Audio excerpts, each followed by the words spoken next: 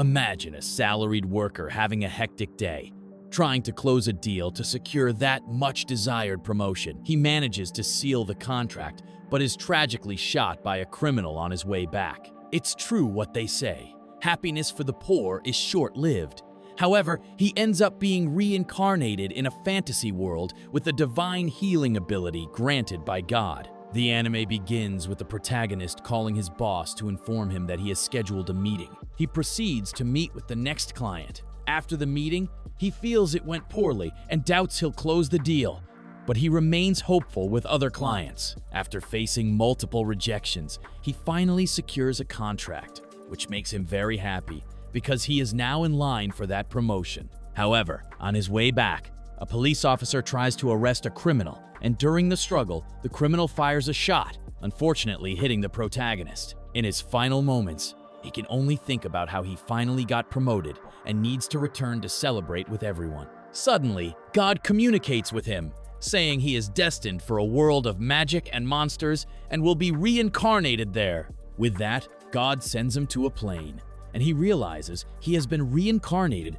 after seeing a dragon flying overhead. God informs him that he will grant him basic knowledge and instructs him to say the word status. He follows the advice and notices it resembles a game interface. God explains that his race and age are predetermined, but he can decide the rest. God bids him farewell and wishes him luck. After some time, he finishes organizing his status window and choosing his attributes. His name is Luciel, and he selects skills such as proficiency analysis, martial arts, magical control, and great luck, believing that luck was what he lacked in his past life. For his profession, he chooses healer, thinking that even though support roles are background roles, with enough training, he can help people and secure stable employment. God leaves him with only 3 silver coins, but since, in this world, a 15-year-old is considered an adult, he needs to find a job. While walking, he stumbles upon a monster's corpse and runs away terrified,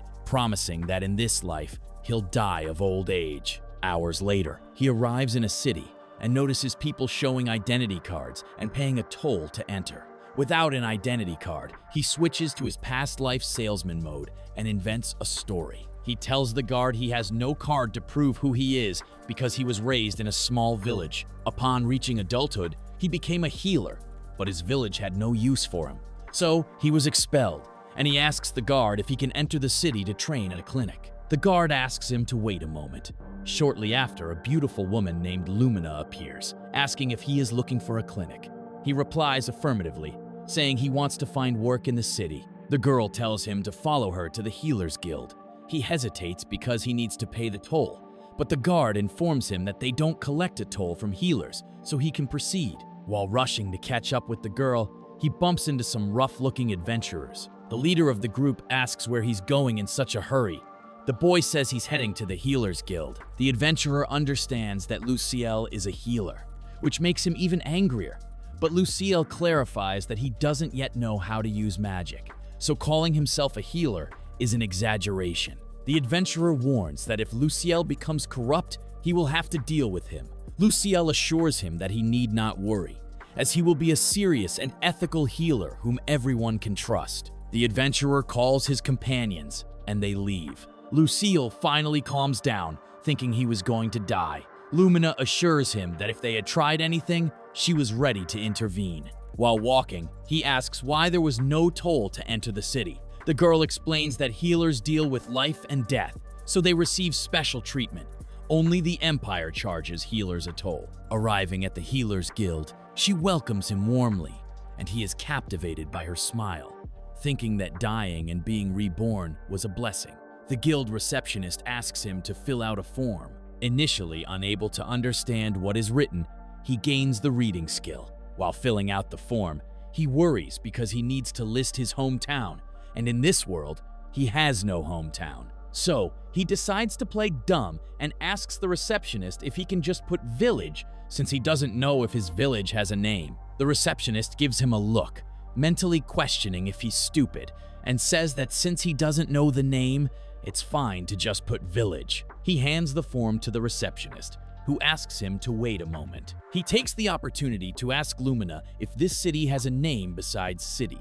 Lumina notes that he truly lacks knowledge and, with a stern look, tells him the city is called Mera, in the Republic of San Charuli. The receptionist returns and asks him to channel his magic into the card. He does as instructed, and the card reveals that he is a rank D healer. The receptionist takes the card back and goes to a side room.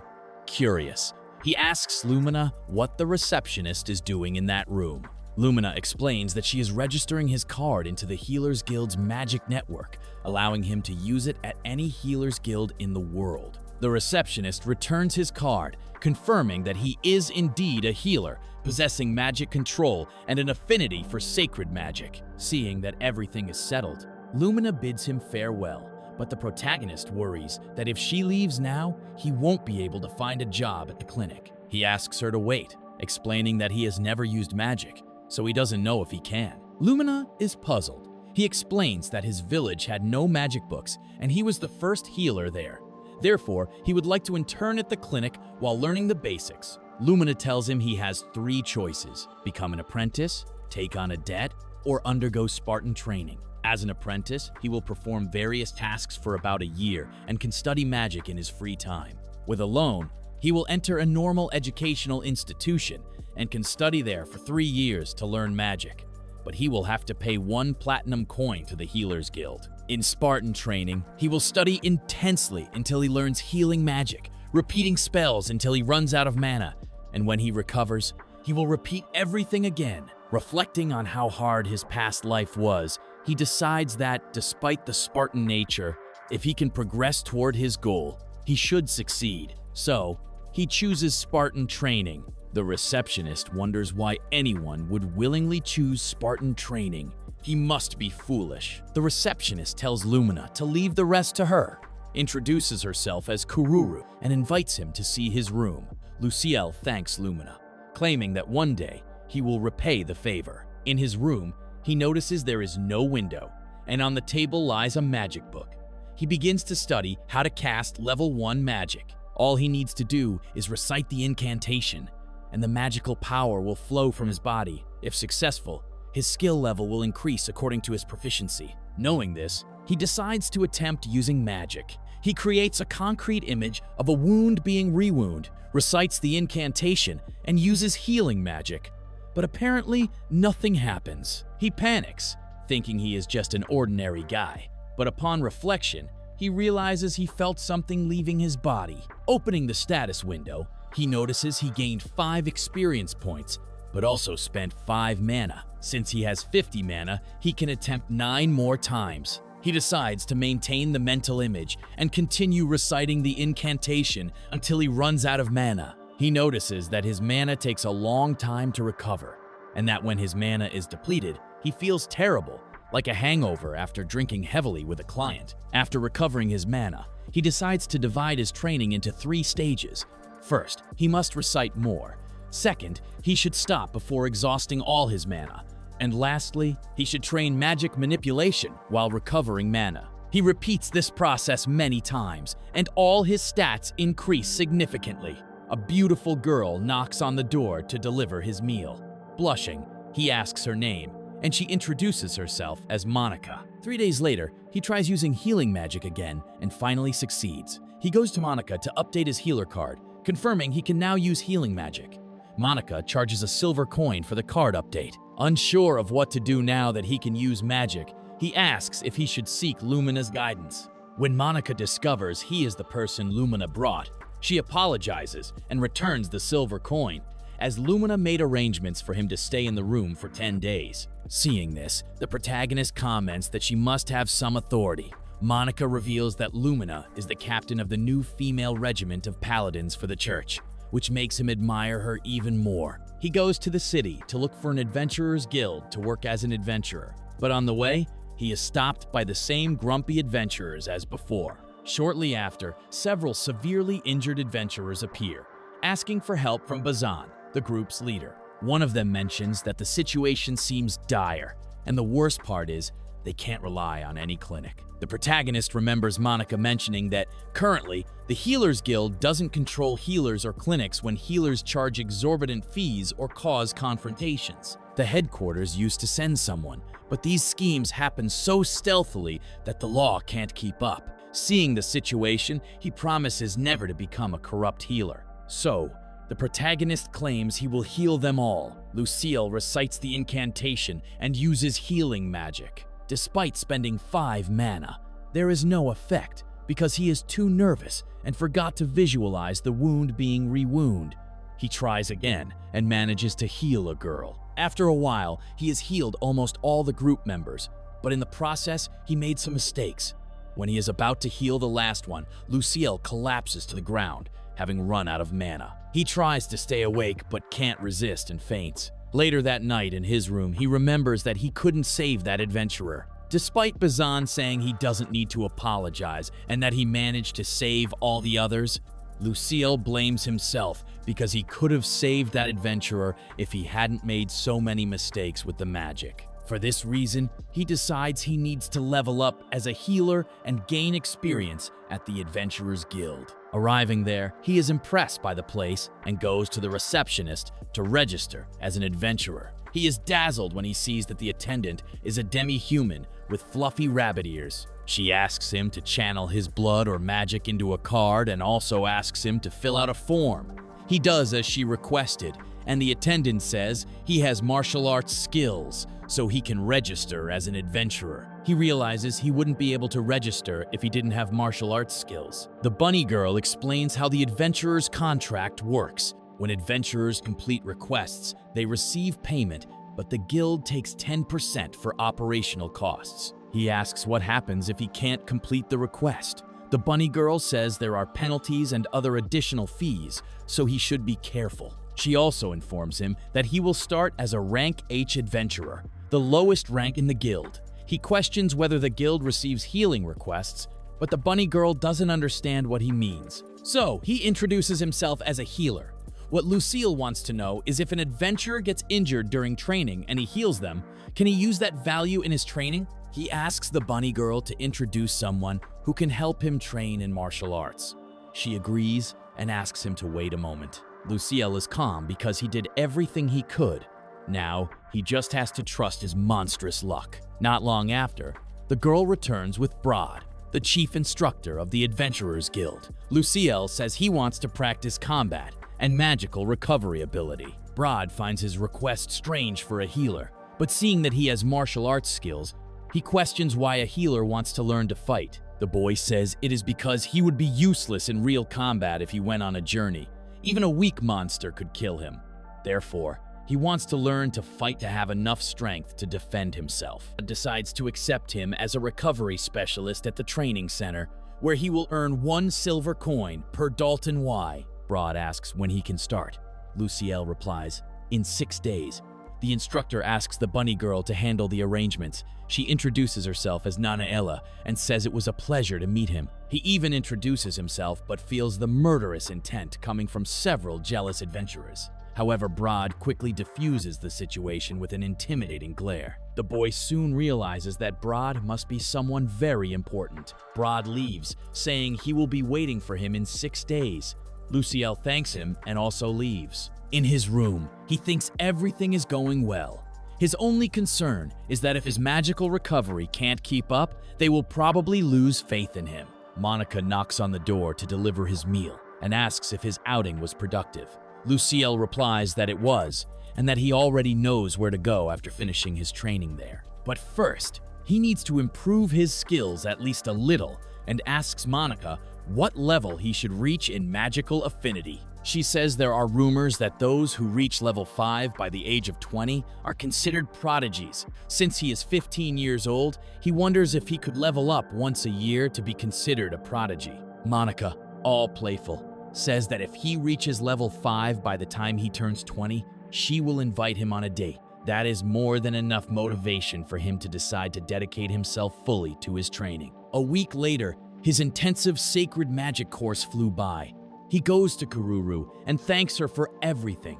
Thanks to her and everyone, he learned the basics of magic to become a healer. Kururu claims he is impressive. She is sure he will become a great healer, and says that if he meets Master Illuma, he should thank her too.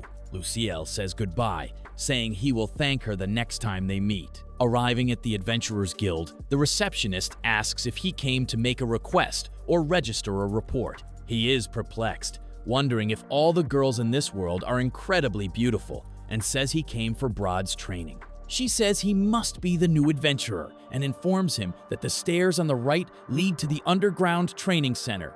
He descends the stairs and is shocked by the size of the training field. Brod arrives shortly after, saying that it's a good thing he didn't try to run away. Luciel is scared because Brod looks ready to kill. The instructor comments that the training room is nice, and the best part is that it's all reserved for their training.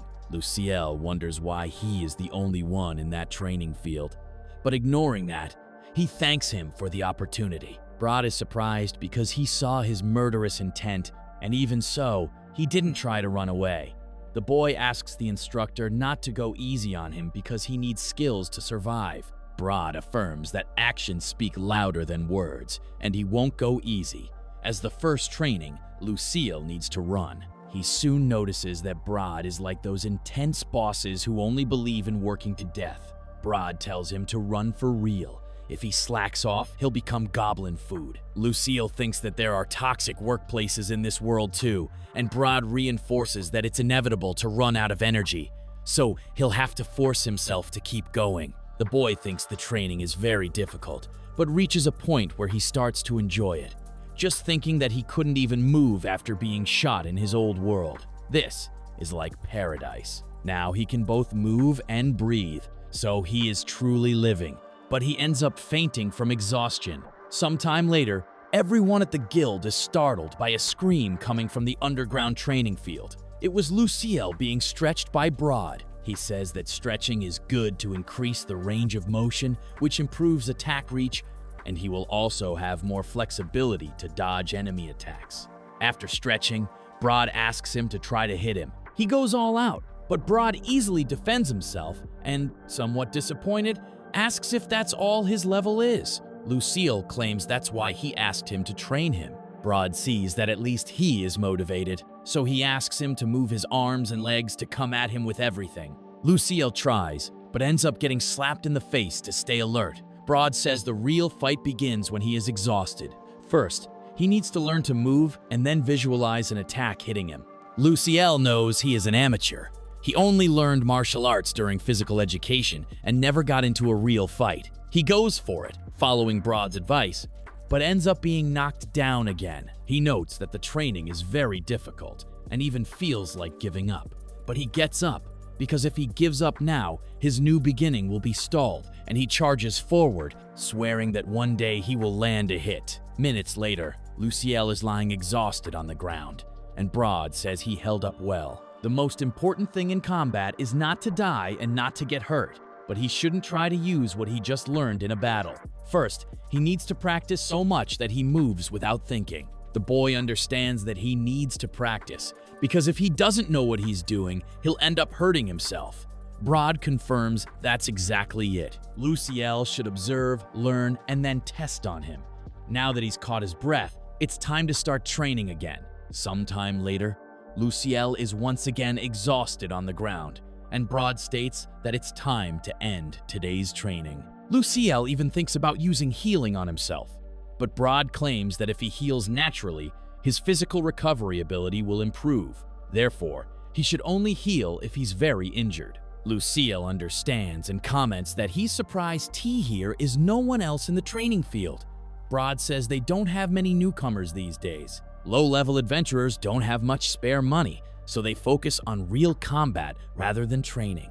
Luciel notes that this must be why that group of adventurers was so injured. He says he doesn't know if healing magic works on himself, but he prefers to save it for the adventurers, which surprises Brod, and he asks Luciel to promise to heal anyone regardless of their race. The boy says not to worry. At that moment, some adventurers arrive, asking if he will heal them for free. A girl comments that they shouldn't have gone.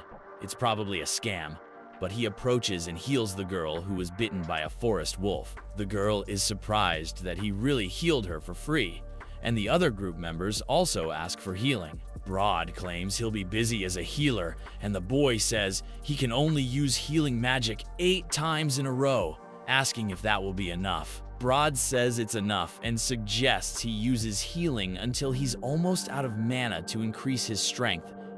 The boy realizes that means work and more work, just like his past life, but he believes trusting him should be best. The boy thinks his martial arts skills will improve on their own if he keeps training. If he heals people, his magical affinity will also increase, and he can meditate in between to improve his magic. He's amazed at how many birds he can kill with one stone. It must be due to his. Broad says if he wants to train seriously, it would be better to live at the guild, but the boy does. However, Broad says it's free, and the best part is, he'll have 3. The boy thinks it's too good to be true and asks if tea here is a catch, but Broad just wants to increase the survival rate of his inexperienced adventurers, and he will achieve that with Luciel's. The boy claims he wants to save as many lives as he can, not just adventurers. He wants to save anyone who comes.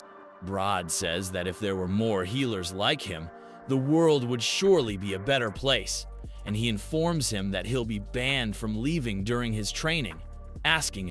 The boy doesn't want to be stuck there until the training is over, but if he refuses, he won't have anywhere to train, so he asks to agree on it for just. Broad says that's fine. He wants the boy to notice how useful he is as a healer for the Adventurers Guild. With the agreement settled, Luciel asks Broad to work with him. Broad warns that during this month he'll whip the. Luciel questions if it's okay to make that kind of agreement, asking if the guild master won't get angry, but he doesn't need to worry because Broad has plenty of authority. The boy is very excited because he's getting martial arts training as well as 3 meals a day, and it's likely his other skills will also improve during this time. Surely it's due to his. However, when the boy goes to shower, he ends up having a hard time because the water is very cold. Broad gives him a change of clothes, telling him to go to the dining hall. Luciel gets dressed and notices his used clothes are reeking, but suddenly Nanela appears, saying he did a good job today, thanking him for healing and explaining that she's there because Broad asked her to wash the boy's clothes. In his mind, he's extremely happy about that, but says he can't let her. The girl is a bit sad, thinking he doesn't want a half-breed. He explains that's not it. He would actually be very happy, but he can't let a pretty girl like her. Nanela is very happy with those words and takes the boy's clothes, saying it's fine. She'll hang them tomorrow with the rest of the. The boy, not knowing what to do, just thanks her and claims that one day he will repay her somehow. Arriving at the dining hall, he's seeing the amount of food on the table. It looks like tea here is going. Broad says it's for the boy to eat. He can go at his own pace, but he must eat it all, and when he's done, he needs to return. Thinking that this is also part of the training, he starts eating and discovers that the food is actually delicious, so he quickly devours the. Later, Broad takes the boy to the room where he'll be staying. Luciel asks if T here is anyone else needing healing. Broad says yes, informing him he'll be quite busy, so he decides to sleep a lot to wake up in good shape tomorrow. But he gets up because he's not sleepy at all, and when he checks the time, he sees it's only 7. Wondering what kind of modern man can sleep so early. Knowing he won't be able to sleep, the boy decides to train to improve. So he stretches, practices magic, meditates, and then repeats. In the morning, Broad knocks on the door, saying it's at the dining hall. Broad informs him that during the training, he'll eat at the dining hall like yesterday, and takes the opportunity to introduce Gugar, the guild. The boy thinks he looks a lot like a bear and asks what race he belongs to. Gugar proudly says he's a wolfman, which makes Luciel feel deceived. The cook says the boy needs to drink a smelly drink created by the.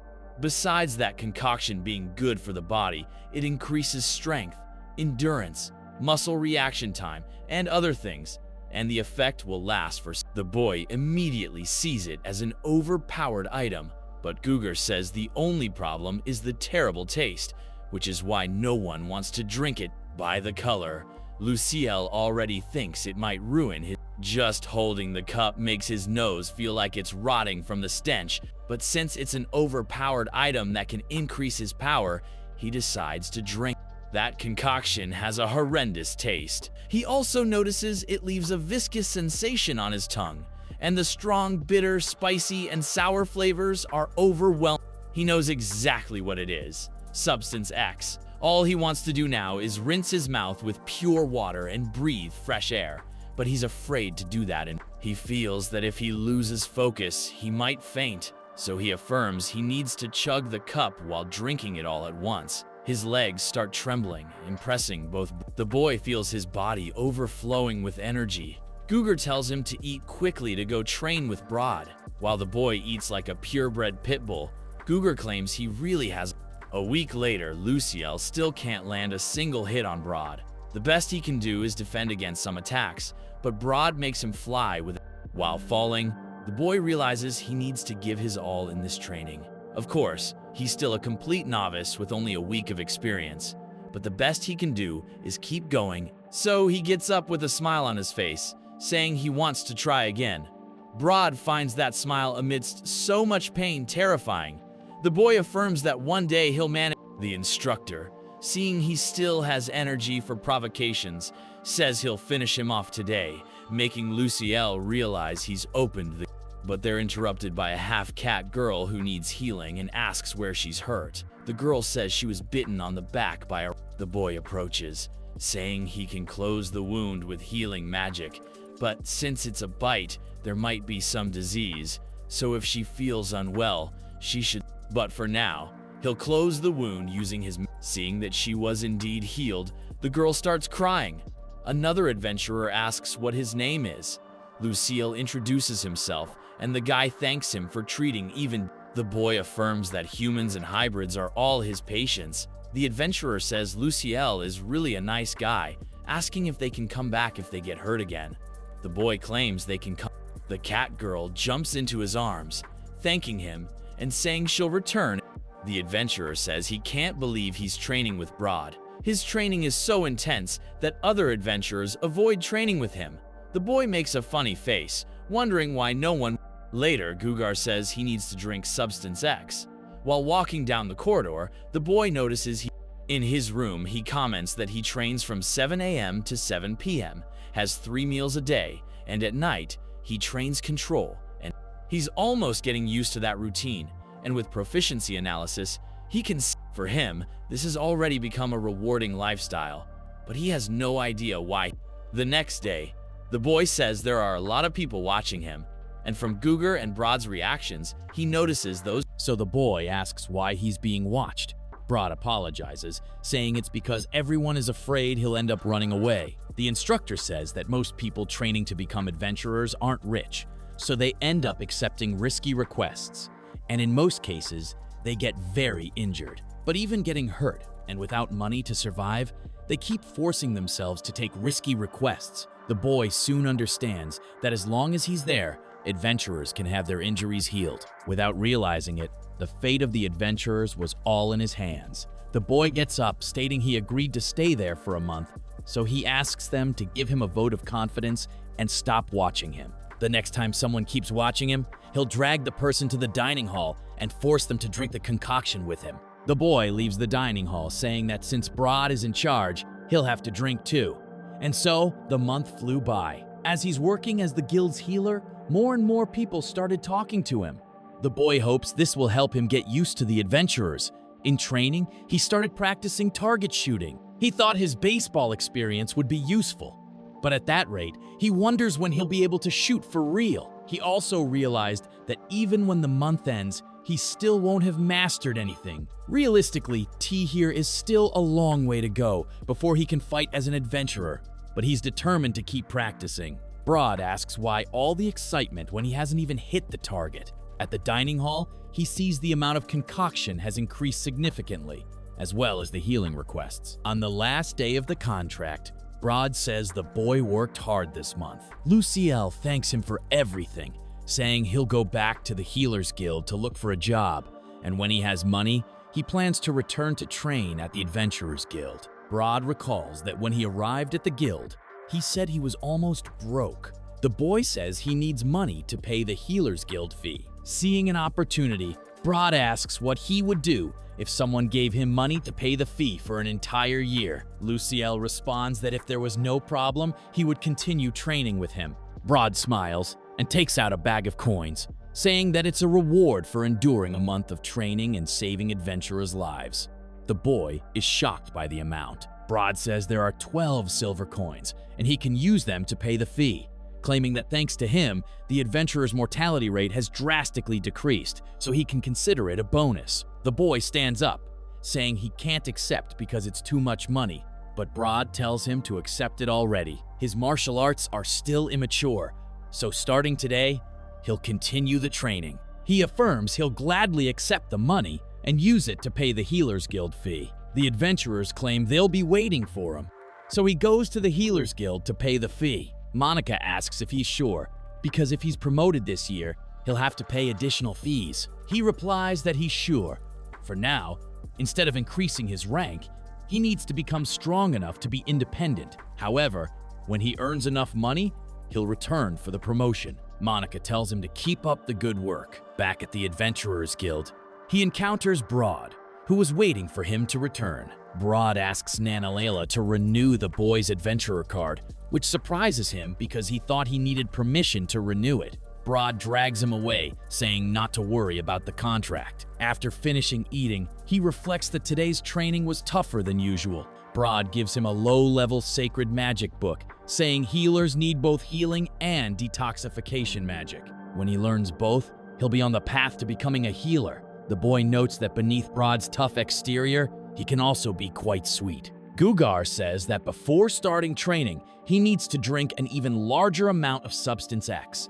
It's so disgusting that he gets angry, promising to get revenge on Brod by knocking him out next year. A few days later, Brod tells him he'll give him a day off. Luciel notes that he really never had a vacation since he started training, but he has nothing to do. Brod suggests he help butcher some monsters. With that, he goes to the guild's butcher. The guy thanks him for coming to help today and introduces himself as Galba, Gugar's older brother. He pulls a boar monster out of a magic bag, surprising the boy with that fantasy world item. Galba asks him to pay close attention. First, they must skin the monster, then open its belly and remove the entrails, and voila, the meat is ready. The boy asks if they use all the meat he prepares in the dining hall. Galba replies that they don't. They send part to other guilds and butchers in the city. Luciel asks if his presence there will delay the work, but Galba says he doesn't need to worry. Brod sent him there because they receive all kinds of monsters, and he wants the boy to see their weak points and learn the best ways to attack. Luciel is happy to see that Brod was thinking of him, but despairs at the realization that the instructor wants him to fight monsters. Galba says Brod must think that training will help him survive. Nowadays, there aren't many newcomers who take preparations as seriously as Luciel. The boy claims it's because he doesn't want to die, but Galba says that applies to all adventurers. However, lately, many have been trying to become heroes. They rush into battle and end up dying in the blink of an eye. But thanks to Luciel, the adventurer's mortality rate has decreased. But anyway, it's time for the boy to try preparing the rabbit monster. He knows the monster is dead, but still hesitates. Galba tries to calm him, saying he can take his time. The boy gathers courage and starts working. He doesn't like the smell of blood filling his nose or the sensation of touching fresh meat, but he needs to do it to survive. Later, Gugar asks how it went at the butcher. He replies that he feels much more grateful for the meat he eats now. The cook advises him to change for dinner. The boy notices his clothes are stained with blood. While washing his clothes, Nanela appears, asking if he's okay since he looks a bit pale. He responds that he is, but when he looks at the girl, he starts remembering the rabbit monster. She heard he went to the butcher today and wants to know if it was his first time. He confirms it was. She knows it must have been difficult, and he must be much more tired than he realizes. Sometimes the same happens with new adventurers. They get excited about their first battle, and even if they kill monsters without hesitation, when they're alone, the mental fatigue hits, and that's why she came to see him. He thanks her and asks her to hold his hand a little longer. Tonight's dinner is rabbit stew prepared by him, but to end the night, Gugar says he needs to drink substance X. The next day, the boy thinks it's nice to have another day off, but he has nothing to do. He noticed that the level system in that world is like any RPG game. The higher his level, the harder it becomes to level up. Suddenly, he's grabbed by Nanaella and Melina, and to top it off, Myrn appears, saying the boy lacks knowledge, so Broad asked them to give him lessons. Nanaella brought the Monster Encyclopedia, the Monster Reprimand Index, and the Armor Crafting Materials Catalog, while Myrn brought books on the laws, religions, and mythologies of each country, and Melina has everything about vegetables, mushrooms, fruits, and medicine for beginners. He chooses to start with Myrn's books, and they leave, leaving Nanaella to take on the role of teacher. The girl says Broad asked her to teach him more practical, everyday knowledge, and they became curious about what content he would be interested in. The boy asks if it's really okay for her to spend so much time with him. She responds that it is. It's also part of her job. She begins by teaching him the location of the city of Mera in the Republic of San Ceruli. That republic is managed by the Healers Guild, and also mentions that San Ceruli is the only place in the world that abolished slavery. Thus, he began studying on his days off. Training, healing, studying, and tasks kept him quite busy. While looking at the guild's earnings board for that month, Melina and Myrn clung to him, making the boy blush. Seeing his embarrassment, they started tickling him under the pretext that he needs to socialize. Melina notes that his clothes are tight, so he goes shopping with Nanaella, and they have fun choosing clothes. On the way back, he hears someone shouting and runs to help. Arriving in an alley, he finds Monica lying on the ground, injured. Hours later, the girl wakes up and asks what happened. He explains that he found her on the ground covered in blood, and despite using healing magic, it had no effect, which made him think it might be poison.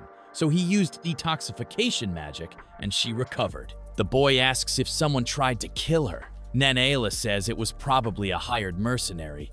The boy wonders who would pay to do something like that. Monica believes it was healers. A friend of hers was treated at a healing clinic, but since she couldn't pay the bill, she was sold as a slave. Lucille thought slavery was prohibited in that republic. Monica says it is, but not in other countries. She opposed the case publicly, so it could have been retaliation. The boy, angry, asks what kind of healer could have done that. Monica believes it was Baytak, the healer who runs the largest clinic in Merat. Fearing for the girl's safety, he asks her to stay at the Adventurers Guild for now, and she thanks him for the help. Hours later, Monica goes to the dining hall, asking the boy how much she owes for saving her life. He notices she's a bit pale, thinking he would charge a huge fee for the healing, but he simply says she's always been very kind to him, so she's already repaid the favor. The girl is very grateful. A month later, the man who attacked Monica was arrested, but no connection between him and the healer was discovered. Since the case hasn't been completely closed, Monica continues at the Adventurers Guild, but now as a worker. 2 months later, Broad goes to Lucille because there are adventurers on the brink of death. Arriving there, he notices several injured adventurers. Broad takes him to the room where the most serious cases are, and since he still can't use any high-level magic, he needs to use magic several times to heal just one person, which ends up using almost all his mana. But Broad gives him a magic recovery potion, and the boy continues using healing and detoxification magic until he manages to heal everyone, which makes him faint from exhaustion. Hours later, he wakes up in his room and notices that Nanaella stayed by his side. The boy is happy to have saved several people, but since he couldn't save everyone, it hurt a lot. Finally, a year has passed since he joined the Adventurers Guild. He opens his status window and has already become a level 3 healer.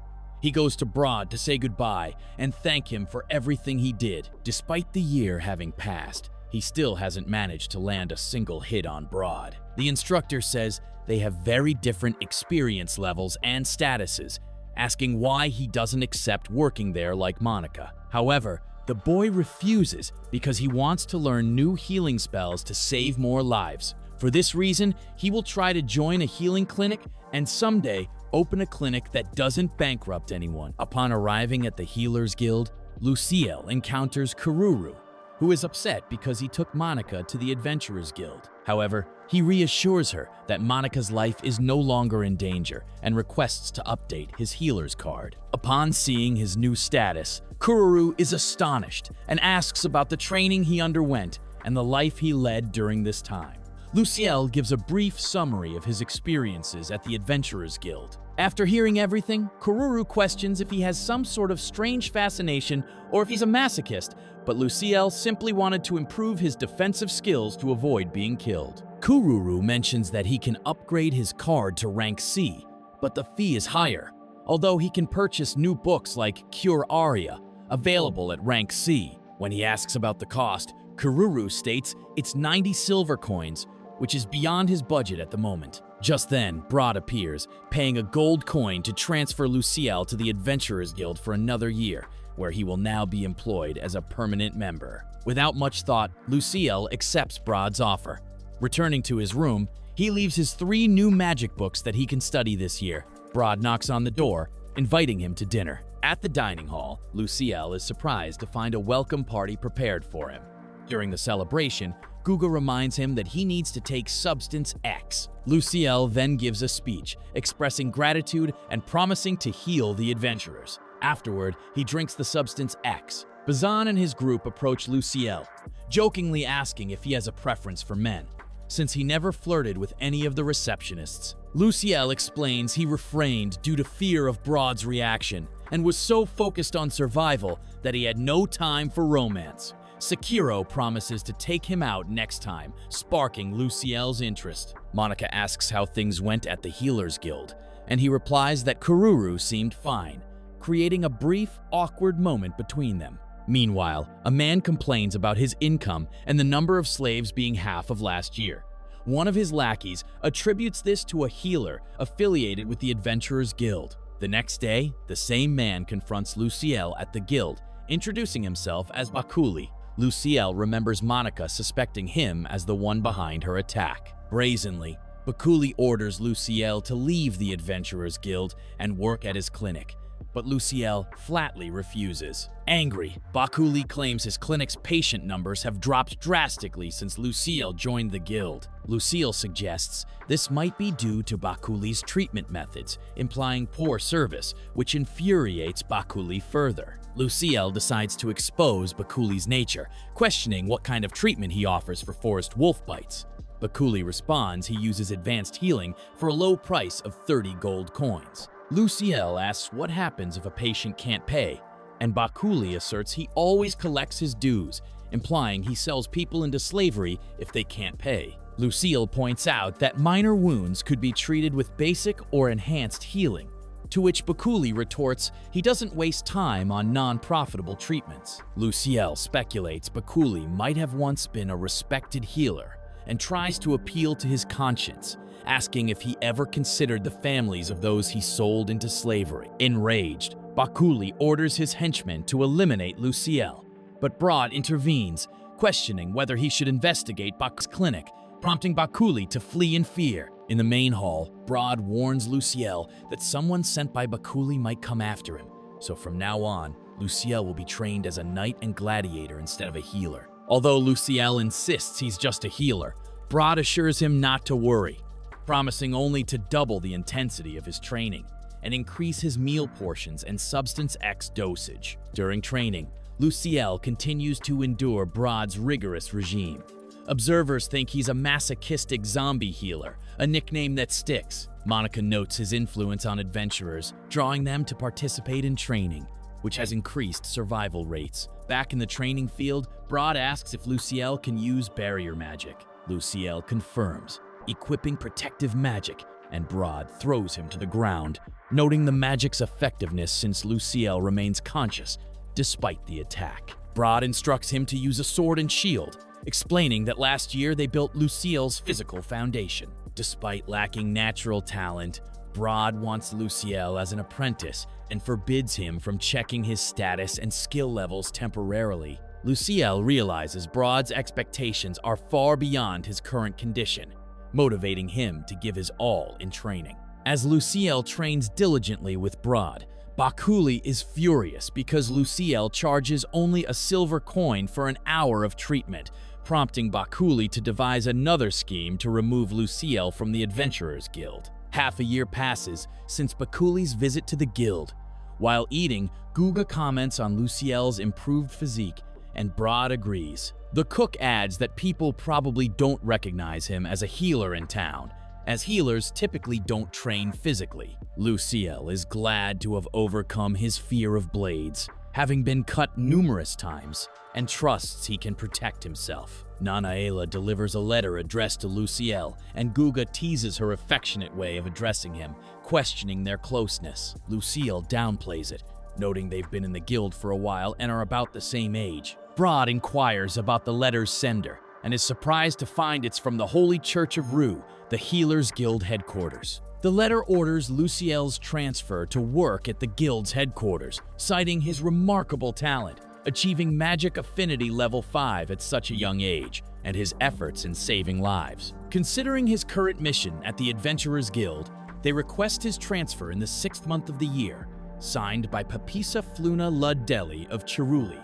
Broad suspects Bakuli is behind this move, aiming to prevent healing at the Adventurers Guild. Luciel is given half a year to continue his Spartan training and treat adventurers without restriction on the number of people with minor injuries. Luciel agrees, but soon feels exhausted as his mana depletes. The cat girl teases him about his ability to continue healing as many await outside. Guga arrives, suggesting Substance X helps restore magic, allowing Luciel to continue healing. Later, Guga asks Broad why he looks so youthful and muscular. Broad is surprised, noting his martial arts skills have reached level 7. Guga is amazed at his strength, suggesting he could have reached SS rank if he hadn't retired. Shifting topics, Guga mentions Luciel drinks Substance X regularly, questioning its effects. Broad explains ancient texts claim it enhances physical endurance and status improvement, but he's unsure if it's effective. Guga jokes it's too late to stop him from drinking it,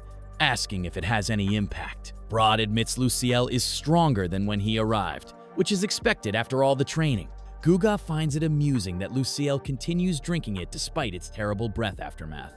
Galba enters, reporting negotiations went well, and even after Luciel's transfer to the guild headquarters, Bakuli's plan to remove him from the market is confirmed. Guga asks about their next move, and Galba suggests it's time to take Bakuli out of the market. Broad didn't expect Galba to take action post-retirement, but compared to his past as an assassin, this is cleaner. He senses Luciel is different, having fought to survive and joined the Adventurers Guild, making him hard to ignore. Guga wonders how Broad thinks Luciel will fare in a year. Broad predicts Luciel, still in Class 1, can handle Rank E enemies with tricks and possibly defeat a Rank C, but he has much room for growth. Guga asks why his brother doesn't train Luciel. Galba replies that if Luciel doesn't change in a few years, he might consider training him. Guga shifts the conversation, suggesting Luciel should have crushes since all the receptionists seem to like him. Galba shares Luciel's type is a pretty and sweet girl. 6 months later, Luciel renews his healer card, reaching rank C. Broad questions if he'll go to the guild headquarters, and Luciel confirms, fearing backlash if he defies Papisa's order. Broad advises if the headquarters is corrupt, Luciel should find a way back. Luciel asks why Broad summoned him one last time in the training room, where Broad makes a request. They visit the guild cemetery, and Luciel reflects on his 2 years at the Adventurers Guild as a healer, having saved many lives but unable to save others. In his absence, clinics like Bakuli's will persist. New adventurers are often poor, with untreated minor injuries leading to death if they can't afford clinics. To prevent this, Luciel asks Broad to start a training course for novices, covering basic training, monster meat cutting, and medicinal herb identification, with instructors being guild staff or high-level adventurers.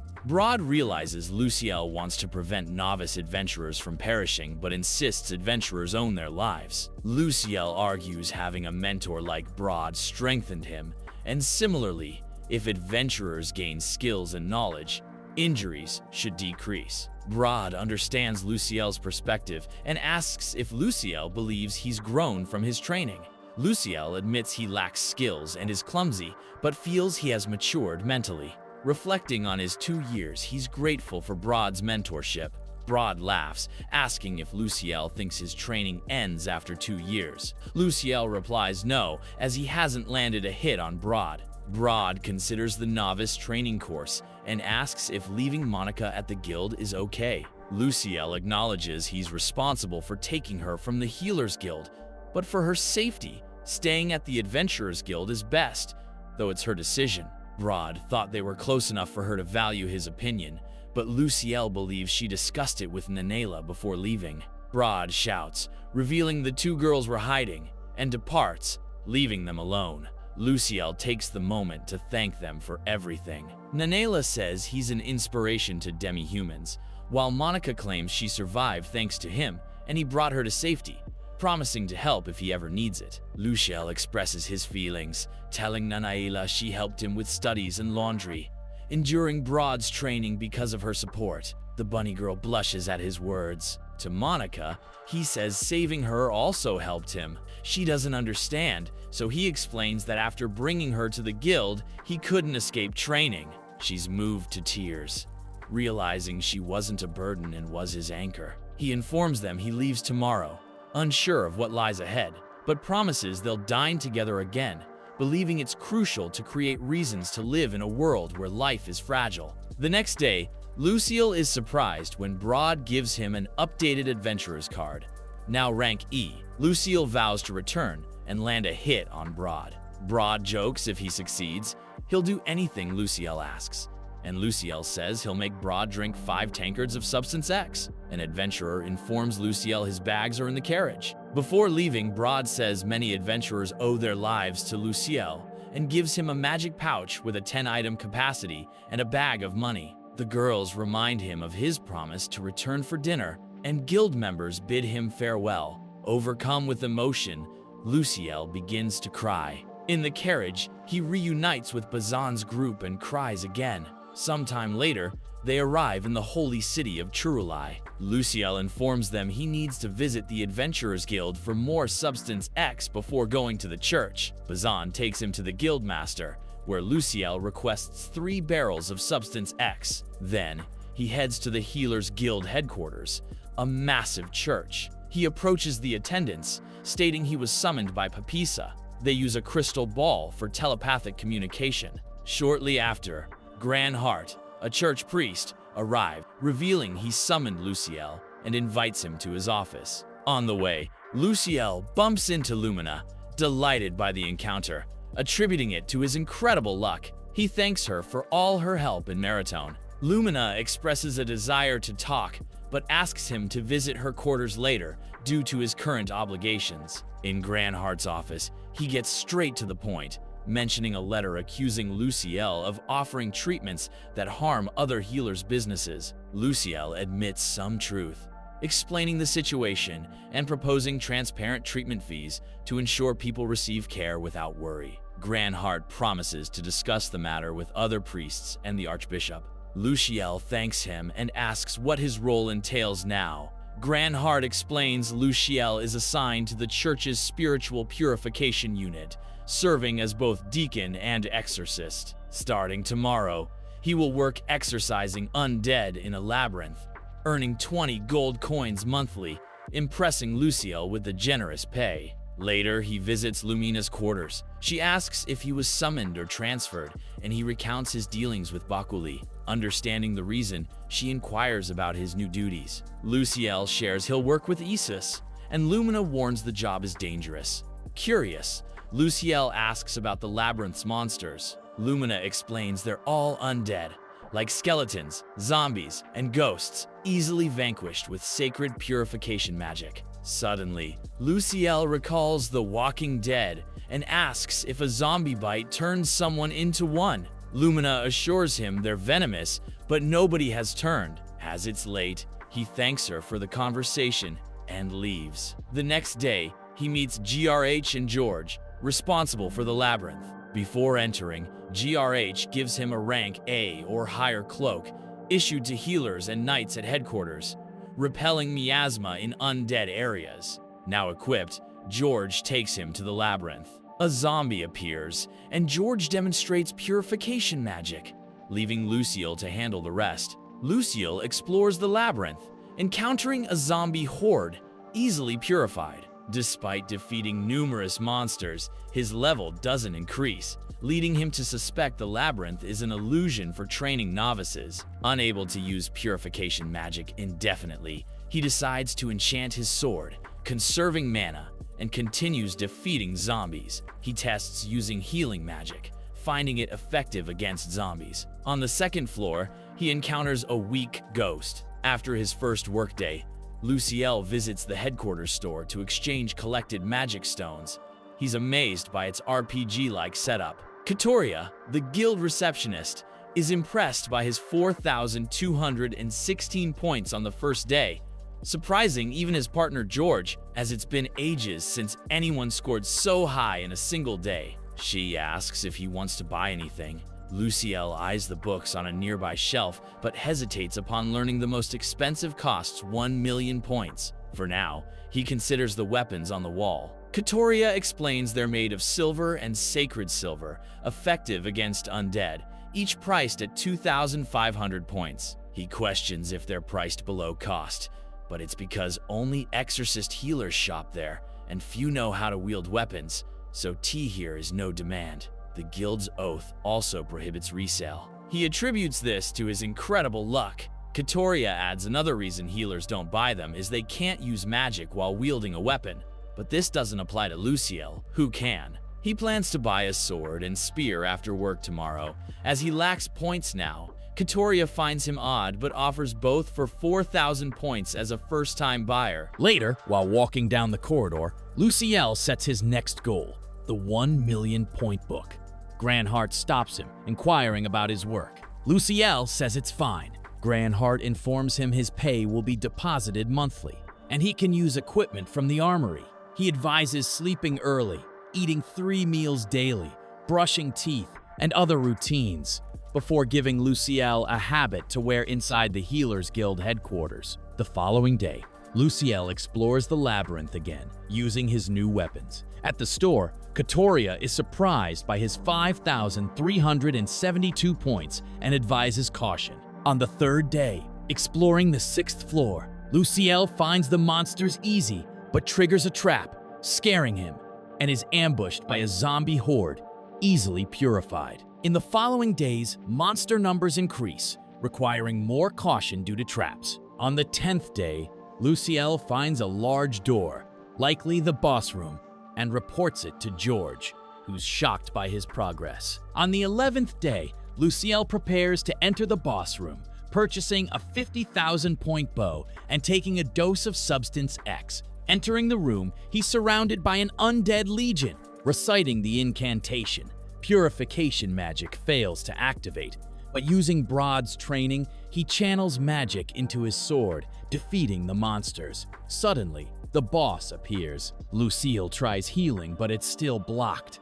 He fires arrows, but the skeleton dodges. Noticing the creature fears sacred weapons, he enchants his weapon, landing a hit, but the creature regenerates. Lucille throws his spear, piercing the skeleton's abdomen, and finishes with a critical attack. Magic restored, he heals himself. Collecting magic stones, a secret door opens, but he returns to the store to sell items. He recounts the events to Katoria, who scolds him for recklessness. Lucille argues he didn't expect such encounters, and exploring the labyrinth is an exorcist's job.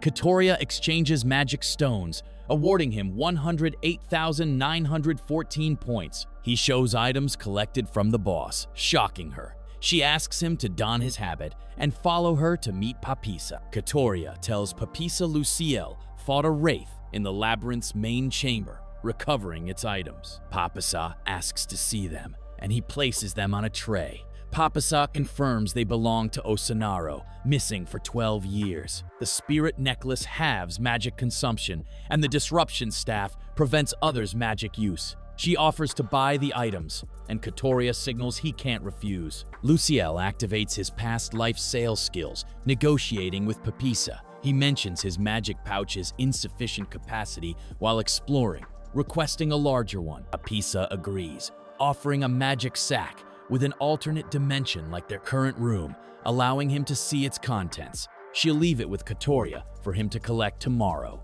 Outside the room, Katoria praises his negotiation skills with Papisa. The next day, heading to breakfast, Luciel meets Lumina, who invites him to join her. Over breakfast, Lumina and her subordinates are surprised to learn Luciel fought a wraith on the 10th floor, warning him he'll die if he continues facing danger. Lumina invites him to train with them. Later, Luciel returns to the Labyrinth, exploring to the 12th floor before returning to the surface. He visits Katoria to sell collected items, receiving the magic sack from Papisa. Channeling magic, the sack changes color, signifying ownership, with bonus magical books sent by Papisa. The next day, he trains with the Paladin's regiment. Initially, running seems easy due to Broad's training, but he soon realizes his stats are far below the Paladin's, making Broad's training seem negligible. After running, he feels humiliated, lagging 8 laps behind.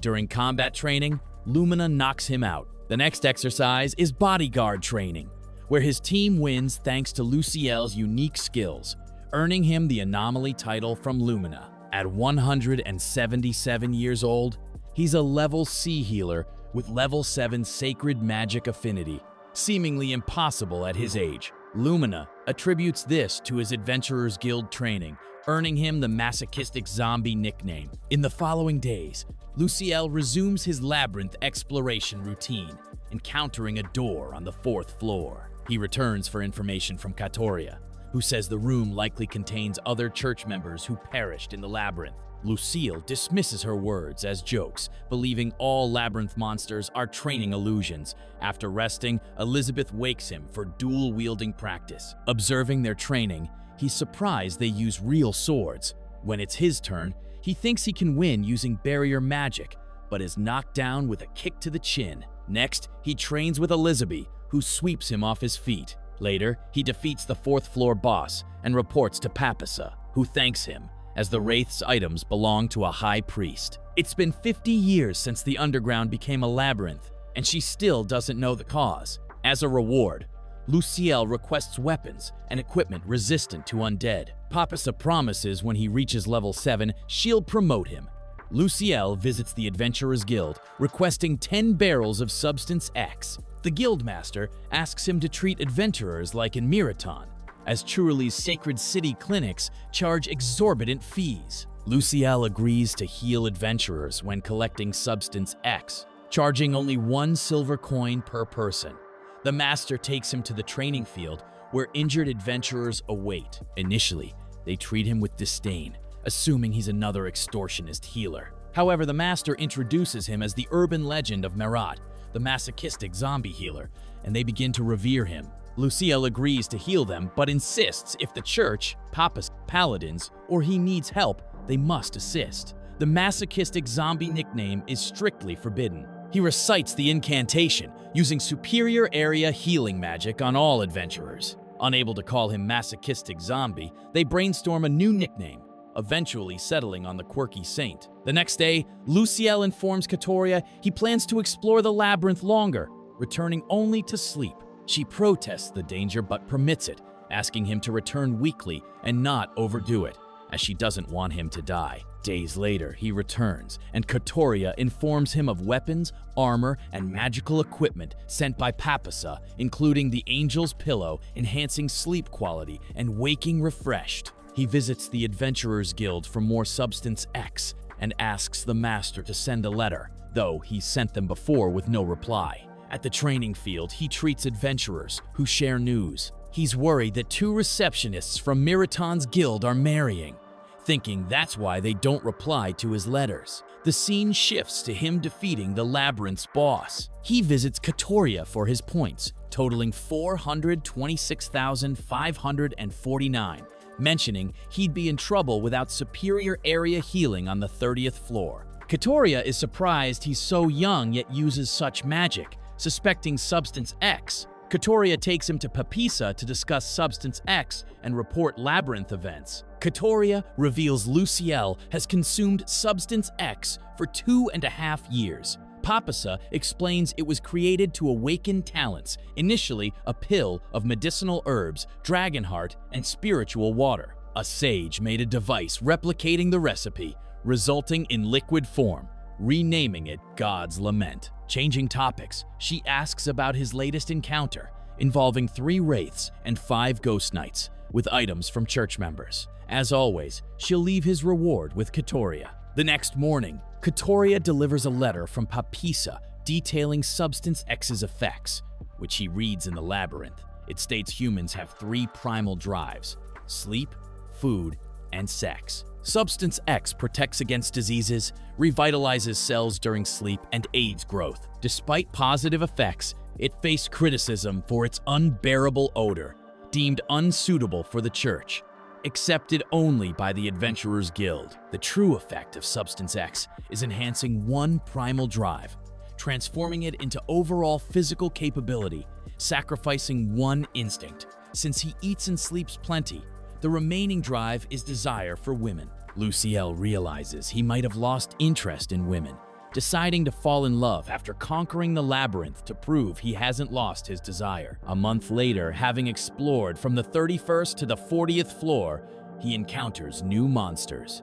Reaching the Quadrus floor boss room, he senses something amiss and visits the Adventurers Guild for undead information. He's stopped by a girl needing help and enters the guild with her, greeted by Nanaella and Monica. Before conversing, he's taken to heal adventurers in the training field. The girl writes she needs help. So, after healing adventurers, they visit the city's slums, finding severely injured demi-humans from the independent city-state of Ennis. Approaching to help, the group's unconscious leader attacks Luciel, recalling when he was shot in his past life. This time, he's different, using area healing magic to heal the group and beyond, purifying the water causing illness. Later, at a restaurant, Luciel asks why they're in the capital, suggesting the guild struggles without them. Monica agrees, especially with 2 receptionists marrying, prompting their visit before it gets busier.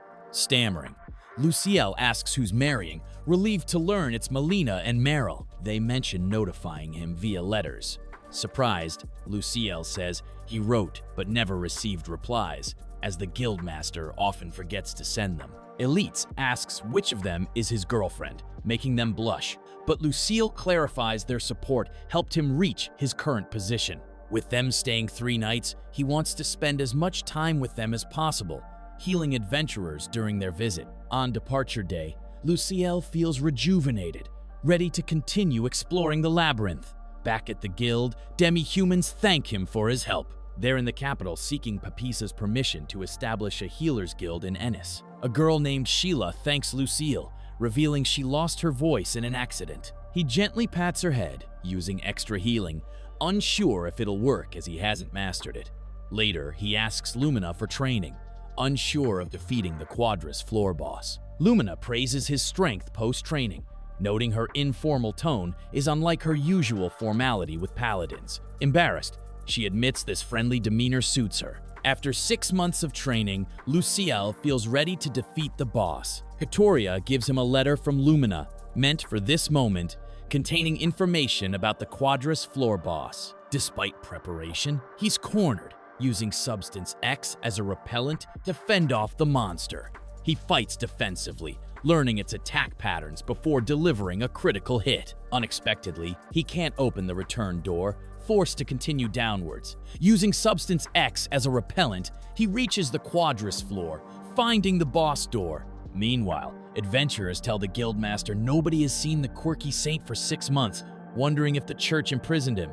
The scene shifts to Luciel eating his last meal, preparing to face the boss. He inspects the book obtained from the Quadrus floor boss, detailing a powerful expulsion magic, burning demons and ghosts within its range, called Sanctuary Circle. Entering the boss room, he faces a giant monster, an ancient priest. The newly learned magic is effective, critically hitting the monster, easily defeating it. A new door appears, leading to another staircase. Further ahead, he encounters a dragon affected by labyrinth miasma. Not foolish, he uses his newly learned magic to purify the dragon. The creature, grateful, offers a reward, stating when Luciel collects the remaining magic stones, the labyrinth will vanish. Luciel asks the labyrinth's purpose. The creature explains dragons are sealed where miasma accumulates, revealing more to Lucille, impressed by his lack of greed despite great reward, granting him its protection.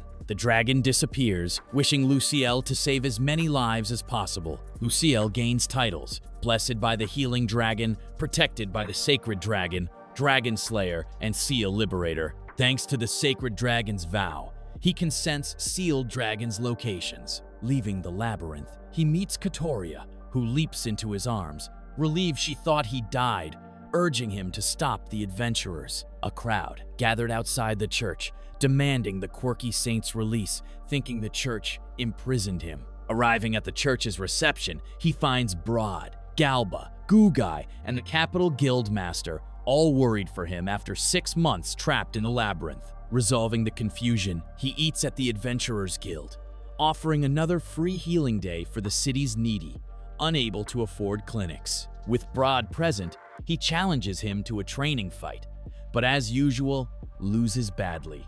The next day, it's time to say goodbye as they return to Marathon. Luciel visits the church to report to Papisa about his 6 months in the labyrinth. Papisa explains they'd normally send help immediately, but Descent delayed action.